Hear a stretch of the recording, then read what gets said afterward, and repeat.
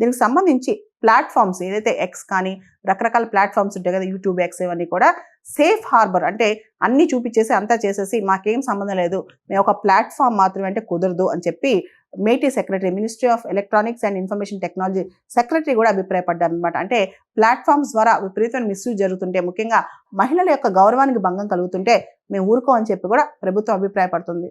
ఈ Grok AI chat bot మీద అర్జెంట్గా యాక్షన్ తీసుకోవాలి, నేషనల్ ప్రయారిటీ ఇది. ఎందుకంటే ఒకవేళ కనుక అమ్మాయిల డిజిటల్ ప్రెజెన్స్ అనేది ఇలాంటి అసభ్యకరంగా మారుతుంటే ఆడపిల్లలు అసలు డిజిటల్ ప్రపంచంలోకి రాలేరు. It will amount to digital silencing. కామ్గా వాళ్ళ అకౌంట్స్, వాళ్ళ ఫొటోస్ ఏమి షేర్ చేసుకోరు, వాళ్ళకి సంబంధించిన అభిప్రాయాలు కూడా షేర్ చేసుకోవడానికి భయపడతారు, వాళ్ళకి సంబంధించిన డిజిటల్ ప్రెజెన్స్ కూడా ఆపేస్తారు. దీనివల్ల ఆడపిల్లల డిజిటల్ ప్రెజెన్స్ అనేది కోల్పోతారు. దీనే డిజిటల్ సైలెన్సింగ్ అంటాం అనమాట. దీనికి దారి తీయకుండా ఇమీడియట్గా గవర్నమెంట్ దీనిపైన యాక్షన్ తీసుకోవాలని అందరూ కోరుకుంటున్నారు.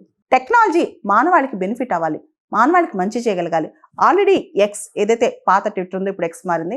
Freedom of speech and expression కింద చాలా అడల్ట్ కంటెంట్ చూపించడం, చాలా అసభ్యకరమైన అబ్సీన్ ఫొటోస్ షేర్ చేయడం ఇలాంటివి జరుగుతున్నాయి అనమాట.